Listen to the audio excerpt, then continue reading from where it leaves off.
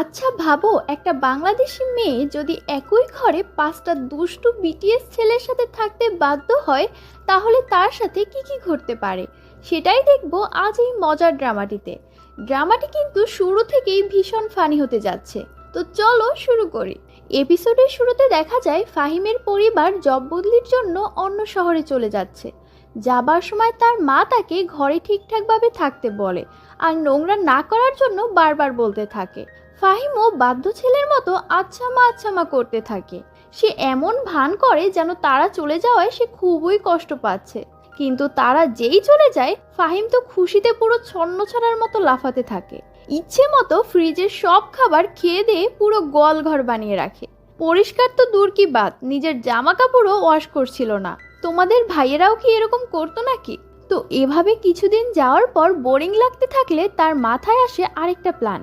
একে একে সে তার সব বন্ধুদের বাসায় আনতে চায়। প্রথম জনের নাম হলো রহিম, দ্বিতীয় জনের নাম করিম যে কিনা সাদা চুলওয়ালা, 3 নাম্বার জনের নাম হচ্ছে মদন, আর বাকি একজনের নাম মফিজ। তো ওদের আর পায় কে? ওরা খালি বাড়ি পেয়ে প্রাণের বন্ধু বান্ধব একসাথে সবাই অনেক মজা করছিল, যেটা আমাদের সবারই কম বেশি ছোটবেলার ড্রিম ছিল। কাজ নেই, পড়াশোনা নেই, কোনো শাসন বারণ নেই, একসাথে শুধু বন্ধুরা মিলে মজা করব, ব্যাস এটাই তো না জিন্দেগি। তবে এতজন বন্ধু মিলে এক জায়গায় থাকবো আর দুষ্টু মিষ্টি ঝগড়া হবে না, তা কি করে হয়? তো একদিন চিকেন লেগ পিস নিয়ে ওদের মধ্যে মেয়েদের মতো চুল ছেঁড়াছিড়ি অবস্থা। সেখানে মদন এসে বলে, তোরা কি একটু শান্ত থাকতে পারিস না? কিন্তু কে কার কথা শুনে? তো এরপর ঝগড়া শেষ করে ফাহিম ওদের বলে, একটু আগে মা বলেছে ওনার কোন বন্ধুর একটা বাচ্চা এখানে এসে কিছুদিন থাকবে, তাই তারা আলোচনা করতে থাকে ওই মেহমানটিকে কার সাথে অ্যাডজাস্ট করে থাকতে হবে, কারণ তাদের বাড়িতে আর কোনো রুম ফাঁকাই ছিল না। তারা তো ভাবে সে ছেলেই হবে, কারণ সে বাংলাদেশ থেকে এসেছে, যার নাম কিনা জরিনা। তারা বুঝতেই পারে না এটা ছেলেদের নাম নাকি মেয়েদের। তারা ছবি দেখে মনে করে তাদের নতুন সঙ্গীটি হবে আর্টিস্ট, তাই তারা খুশি হয়ে যায়।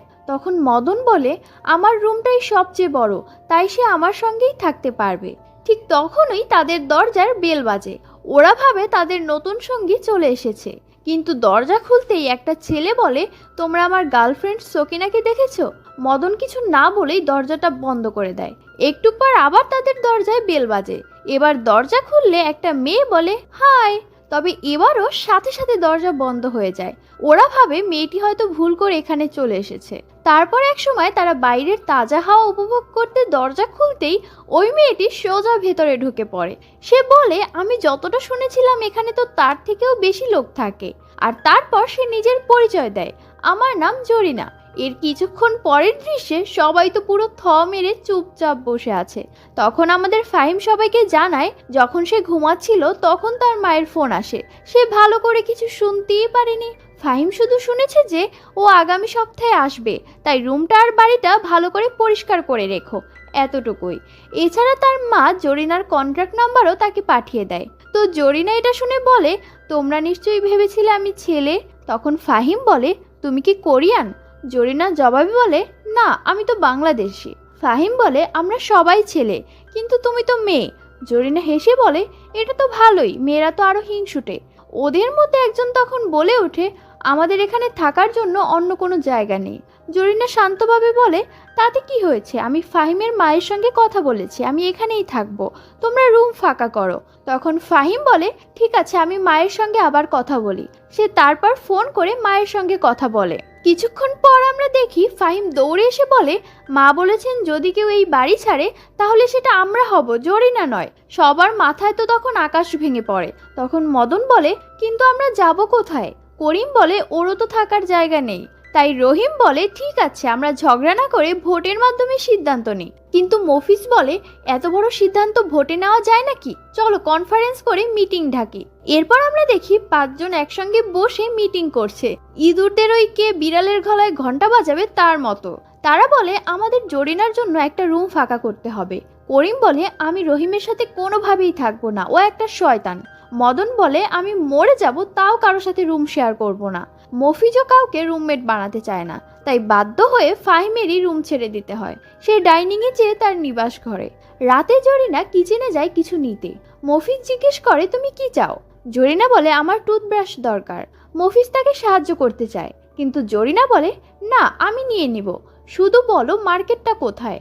তো যাওয়ার সময় ওই গার্লফ্রেন্ডকে খোঁজা ছেলেটা, যার নাম কিনা আবুল, সে জরিনার পিছু নেয়। কিন্তু যখন জরিনা ঘাবড়ে পিছনে তাকায়, সে মফিজকে দেখে। অনেক রাত হয়ে যাওয়ায় সে তার জন্য এসেছিল। তো এরপর সকালে আমরা দেখি জরিনা সবার জন্য ব্রেকফাস্ট বানিয়েছে। সবাই তো খুবই খুশি হয়ে যায়। তাই তখন সবাই জরিনাকে ওদের সাথে রাখার জন্য রাজি হয়ে যায়, শুধু মদন ছাড়া। সে তো মুখটাকে একদম কালো করে রাখে। এরপর আবার রাতের খাবারের সময় জরিনা জিজ্ঞেস করে, তোমরা সবাই একে অপরকে কিভাবে চেনো? তখন তারা তাদের বন্ধুত্বের গল্প বলে। জরিনা হাসতে হাসতে বলে, একসাথে থাকলে কত ভালো লাগে তাই না? আমি সবসময় এমনই আমার বেস্টিদের সঙ্গে থাকতে চেয়েছিলাম। মফিজ বলে, আমার মনে হয় ওর খুব বেশি বন্ধু নেই, তাই এটাই ওর স্বপ্ন। জরিনা বলে, না তুমি ভুল বলছো, আমার অনেক বন্ধু আছে। তো তারপর দেখা যায় জরিনার খাবারটা খুব ঝাল লাগে। সে কিচেনে গিয়ে আদার চাকে পানি ভেবে খেয়ে ভুলবশত সেই চা মদনের মুখে ছিটকে ফেলে দেয়। সবাই এটা দেখে খুবই হাসতে থাকে। জরিনা মদনকে সরি বলতে থাকে, কিন্তু মদন কোনো কথা না বলে ফ্রিজ থেকে তাকে পানির বোতল বের করে দিয়ে সেখান থেকে চলে যায়। পরদিন সকালে জরিনা ঘুম থেকে উঠে দেখে ফাহিম সোফায় পড়ে ঘুমোচ্ছে, কিন্তু পুরো ঘর ভাড়ির অবস্থা 12টা। ওয়াশরুম, লন্ড্রি, চারপাশ সব জায়গা ডাস্টবিন হয়ে আছে। জরিনার তো মাথাই নষ্ট। আমাদের অধিকাংশ মেয়েদের স্বভাবজাত বৈশিষ্ট্যই হলো সাজানো গোছানো ঘরে থাকা। তো এগুলো দেখলে কি আর মাথা ঠিক থাকে? এরপর রাতে জরিনা নিজের রুমে বসে ফেসবুক চালাচ্ছিল, কিন্তু বাকি সবাই গেম খেলছিল আর অনেক হই হুল্লোড় করে কানের অবস্থা 12টা বাজিয়ে দিচ্ছিল। তো জরিনা আসে আর বলে, তোমরা জানো এখন কয়টা বাজে? ঘুমাও না কেন? একজন বলে, এখন রাত 2টা 35 মিনিট 10 সেকেন্ড। অর্থাৎ তারা তো কথা শুনবেই না, উল্টো জরিনার মজা নিচ্ছে। তখন মদন এসে গেম বন্ধ করে দিলে সবাই তো অবাক হয়ে যায় যে এই মদন কিনা জরিনার পক্ষ নিচ্ছে। তো পরদিন সকালে জরিনা বলে, আমরা যদি একসাথে আনন্দে থাকতে চাই তাহলে কিছু রুল বানাতে হবে। তারপর সে তার বানানো নিয়মের তালিকা পড়ে শোনায়। রুল নাম্বার 1, লিভিং রুম ব্যবহার করার পর পরিষ্কার করতে হবে। রুল নাম্বার 2, রাত 10টার পর শব্দ করা যাবে না। রুল নাম্বার 3, লন্ড্রি শেষ করার পর কাপড়গুলো সঙ্গে সঙ্গে তুলে ফেলতে হবে। কিন্তু আফসোসের বিষয় হলো কেউই রুল মানতে চায় না। এরপর জরিনা বলে, আমার খুব ক্ষুধা লাগছে। তাই মফিজ তার জন্য পাস্তা বানায় আর তারা দুজন পাস্তা খাওয়া উপভোগ করে।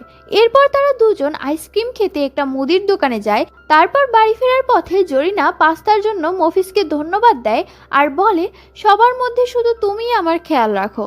মফিজ বলে, আরে এরকমও না, এই পাস্তা বানানোর আইডিয়া করিমের ছিল, কারণ সে খেয়াল করেছে তুমি ঝাল খেতে পারো না।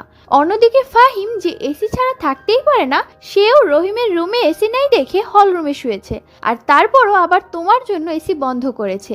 এগুলো শুনে জরিনা খুবই খুশি হয়ে যায় এবং গিল্টি ফিল করে। তো তারা বাড়িতে আসলে দেখে সবাই মিলে বাসা পরিষ্কার করছে। জরিনা বলে, কি করছো তোমরা?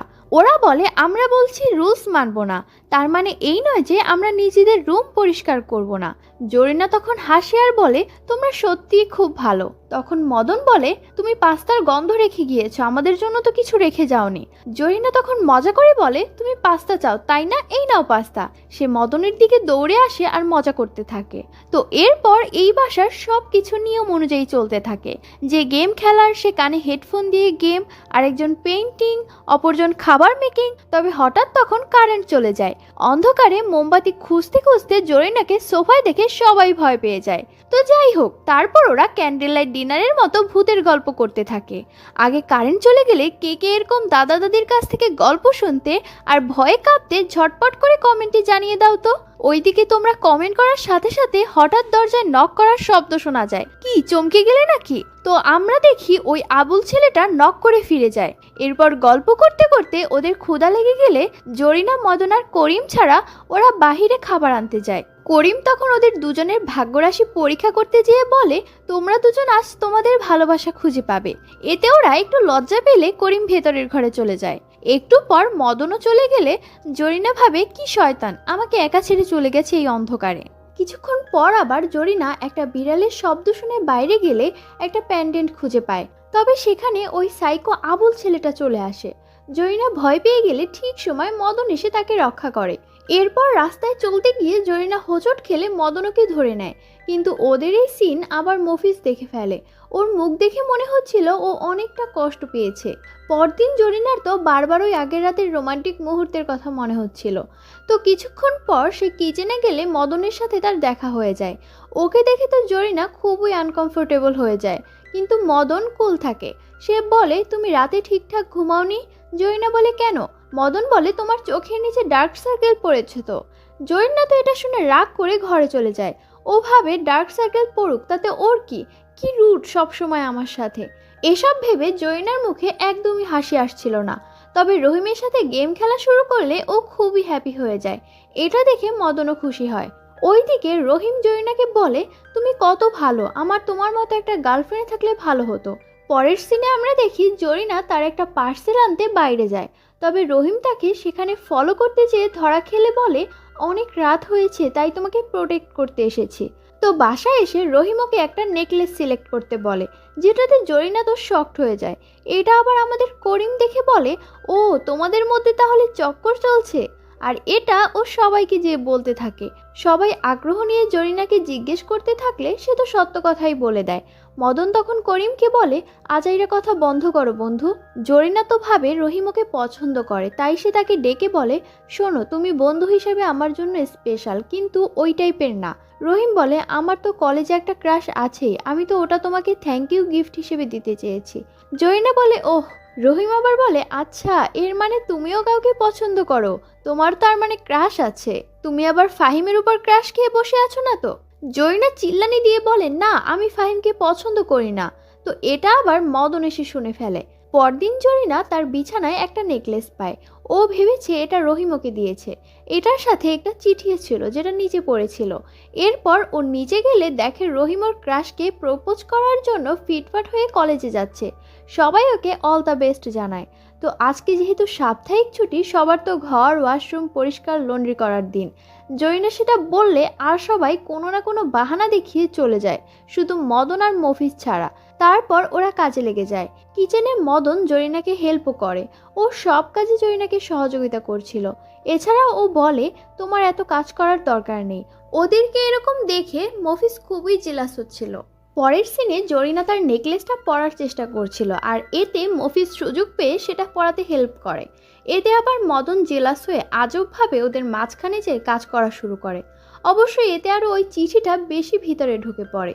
এরপর সবাই ক্লান্ত হয়ে রেস্ট নেওয়ার সময় জরিনা বলে, রহিম হয়তো ডেটে যেয়ে অনেক উপভোগ করছে, আমিও এরকম কিউট ডেটে যেতে চাই।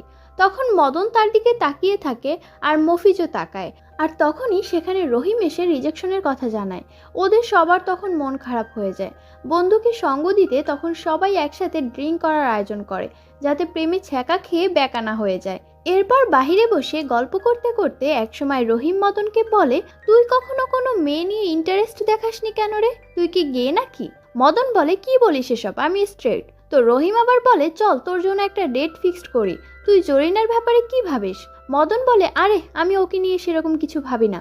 এটা তখন আবার জরিনা এসে শুনে নেয়, আর এতে সে খুবই কষ্ট পেয়ে সেখান থেকে চলে যায়। মফিজ সেটা বুঝতে পারে। ওইদিকে আমরা দেখি আবুল ছেলেটা জরিনাকে ফলো করছিল।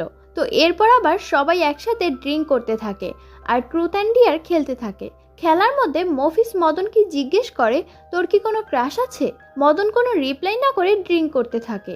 এরপর করিমের পালা আসে। তবে করিম একটি বেশি ড্রিঙ্ক করে ফেলেছিল, তাই তাকে কেউ কিছু জিজ্ঞেস করে না। এতে সে আরও ক্ষিপ্ত হয়ে উঠে বলে, আমার সম্পর্কে কেউ জানতে চাচ্ছ না কেন? আমি জরিনাকে পছন্দ করি।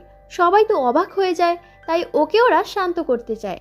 এরপর আবারও ও বলে, আমি মদনকেও পছন্দ করি, আমি মফিজকেও পছন্দ করি, আমি তোমাদের সবাইকে পছন্দ করি। ও এরকম মাতলামো করতে করতে মদনের উপর পড়ে যায়, আর মদন জরিনার উপর। তো এতে সজুর বোতলের মুখের সাথে জরিনার হাত কেটে যায়। পরদিন করিম এসবের সবকিছুই ভুলে যায়। পরে অন্য বন্ধুরা সেটা মনে করিয়ে দিলে ও জরিনার কাছে সরি বলে ক্ষমা চায়। ওইদিকে মদন জরিনাকে মেডিসিন দিতেই যাবে, কিন্তু কি ভেবে যেন আর দেয় না। ও সেটা সোফায় রেখে দেয়। তখন ফ্ল্যাশব্যাকে আমাদের দেখানো হয় গতরাতে মফিজ জরিনাকে ব্যান্ডেজ করে দিয়েছে, তাই জরিনাও ভেবে নেয় যে এটা মফিজেরই কাজ হবে। কিছুক্ষণ পর সেখানে মফিজ এসে ওকে জিজ্ঞেস করে, তোমার হাত ঠিক হয়েছে? জরিনা হ্যাঁ বললে মফিজ বলে, তাহলে তুমি আমার সাথে আইসক্রিম খেতে যাবে? জরিনা এটাতেও হ্যাঁ বলে দেয়। তো ওরা চলে গেলে মদন অনেক স্যাড হয়ে যায়। ওদিকে রেস্টুরেন্টে বসে মফিজ জরিনাকে তার অনুভূতির ব্যাপারটা জানিয়ে দেয়। জরিনা তো আবারও শকড হয়ে যায়, তবে সে সুন্দরভাবে বিষয়টাকে না করে দেয় আর বলে, আমি তোমাকে শুধু ফ্রেন্ডের চোখেই দেখি। মফিজও বিষয়টা বুঝে নেয়। এরপর ওরা বাড়িতে আসলে রহিম ওকে ওই নেকলেসটা দেয়। জরিনা বলে, তাহলে এটা কি দিল? সবাই তো অবাক হয়ে যায়। তখন ফাহিম বলে, এটা তো আমি ডেলিভারি ম্যানের কাছ থেকে নিয়ে তোমার ওখানে রেখে এসেছিলাম, আর সাথে তো একটা চিঠিও ছিল। তো এরপর ওরা এই নেকলেসের রহস্য উদ্ঘাটন করতে ওই চিঠিটা খুঁজতে নেমে পড়ে। চিঠি খুঁজে পেলে ওরা বুঝতে পারে এটা ওই সাইকো আবুলেরই কাজ। তাই এবার ওর একটা শিক্ষা দিতে ওরা সবাই রেডি সেডি হয়ে আবুলের বাড়ি যায়। কিন্তু ওখানে যেয়ে ওরা জানতে পারে সকিনা হচ্ছে আবুলের কুকুরের নাম। আবুল জরিনাকে বলে, ওই দিন তুমি যেই প্যান্ডেলটা খুঁজে পেয়েছো ওটা সকিনার, আর আমি ওইটা পেতেই তোমাকে এই নেকলেসটা গিফট হিসেবে দিয়েছি। আর তোমাদের সবাইকে ভয় পাওয়ানোর জন্য আমি সরি। ওরা তখন সবাই লজ্জিত হয় যে এতদিন আবুলকে ওরা ভুল ভেবে এসেছে। আবুল আবার বলে, আমি এই টাইপের নেকলেস মেক করে আর কাপল রিংও বানাই, তোমাদের যদি কারো লাগে তাহলে অবশ্যই নিও। ওরা সবাই তখন আবুলকেও ওদের বন্ধুর খাতায় নিয়ে নেয় এবং একসাথে সবাই অনেক গল্প করে। তো তারপর বাসায় আসার পর জরিনার কাছে একটা ফোন আসে। বিদেশে ওর একটা জব হয়ে গেছে, তাই 1 সপ্তাহের মধ্যে তাকে ওখানে যেতে হবে। তবে টাইম শুনে ওর মন খারাপ হয়ে যায়। পরের সিনে জরিনা কুকুরের ওই প্যান্ডেটটা আবুলকে ফেরত দিতে চায়, আর ওর সাথে মদনও তখন যায়। তবে সেখানে গেলে আবুল ওদের একসাথে দেখে কাপল ভেবে কাপল রিং গিফট করে দেয়। তখন জরিনা বলে, আমরা রিলেশনে নেই, তুমি ভুল বুঝছো। কিন্তু আবুল বলে, রেখে দাও, হয়তো ভবিষ্যতে কাজে লাগবে। তাছাড়া গিফট কখনো ফেরত দিতে নেই। রাস্তা দিয়ে যাওয়ার সময় জরিনা মদনকে বলে, প্রথম যখন তোমাকে দেখেছিলাম তখন তোমাকে খুবই রুড একটা মানুষ মনে হয়েছে, কিন্তু আসলে তুমি খুবই ভালো মনের একজন মানুষ। মদন বলে, এটা কি কমপ্লিমেন্ট ছিল নাকি? জরিনা বলে, তো এরপর মদন জরিনাকে পরের দিন একটা কিউট ডেটের জন্য প্রপোজাল দেয়। জরিনা তো আগে থেকেই মদনকে পছন্দ করতো, তাই সে খুশি হয়ে যায়। পরদিন জরিনা খুব সুন্দর করে সাজুগুজু করে এবং মদনও ফিটফাট হয়ে রেডি হয়ে যায়। এরপর বাসা থেকে বের হলে মদন তো জরিনার উপর পুরো টাসকি খেয়ে যায় আর জরিনাকে অনেক সুন্দর সুন্দর কমপ্লিমেন্ট দেয়। জরিনা এতে আরও ভীষণ খুশি হয়ে যায়। তো ওরা দুজন রেস্টুরেন্টে যেয়ে মজা করে কেক খায়, আবার মদন জরিনার জন্য অনেকগুলি চকলেট আইসক্রিম কিনে, কারণ ও দেখেছে জরিনা মিষ্টি জাতীয় খাবার খুবই পছন্দ করে। জরিনা তো মনে মনে ভীষণ খুশি, তার পছন্দের মানুষ তার পছন্দ অপছন্দের কি সুন্দর খেয়াল রাখছে। পার্কে বসে খেতে খেতে ও এসবই ভাবছিল। আচ্ছা, তোমাদের পরিবারের কে বেশি তোমার পছন্দের খেয়াল রাখে কমেন্টে শেয়ার করতে কিন্তু ভুলবে না। তো এরপর জরিনা বিদেশে একটা কোম্পানিতে তার জব হওয়ার বিষয়টা মদনকে জানায়। এটা শুনে তো আমাদের মদনের খুবই খারাপ লাগে, তাই সে সেখান থেকে চলে যায়।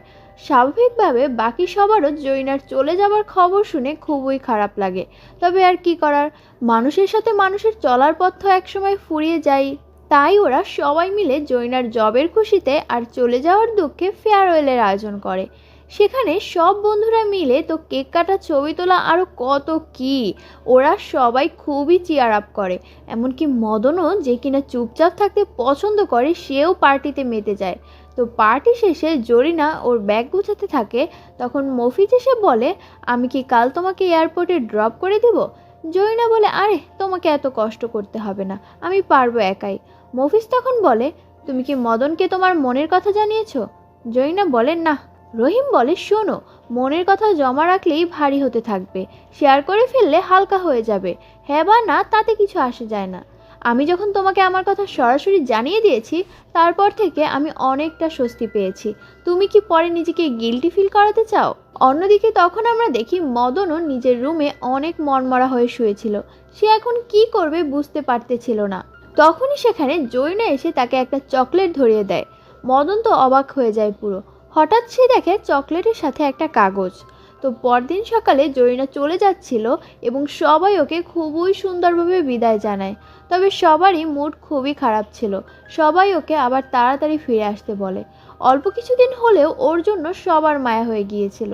লাস্টে মদন ওকে একটা চকলেট দেয়। জরিনা বলে, সেই চকলেটটি কি এটা? মদন বলে, তখন জরিনা দেখে সেই কাগজে ও যে লাভ ইউ লিখেছিল তার রিপ্লাইয়ে মদন মিটু দিয়েছে। জরিনা তো এতে খুবই খুশি হয়ে যায়, আবার একদিকে ভীষণ আপসেটও হয়ে পড়ে, কারণ সে তো জবের জন্য চলে যাচ্ছে। আর এভাবেই অনেকটা সময় কেটে যায়। দেখা যায় জরিনা এখন অনেক বড় হয়ে গেছে, আর সে তার পুরনো বন্ধুদের কাছেও ফিরে এসেছে। আর এখন মদন আর জরিনা কাপল হয়ে গেছে। আর এভাবেই সুন্দর বন্ধুত্বের মাধ্যমে ড্রামাটি শেষ হয়ে যায়। তো ড্রামাটি দেখে তোমাদের কার কোন বন্ধুর কথা মনে পড়লো কমেন্টে জানাতে কিন্তু ভুলবে না। আর আমার এক্সপ্লেইন ভালো লাগলে অবশ্যই সাবস্ক্রাইব করে একটা লাইক দিও।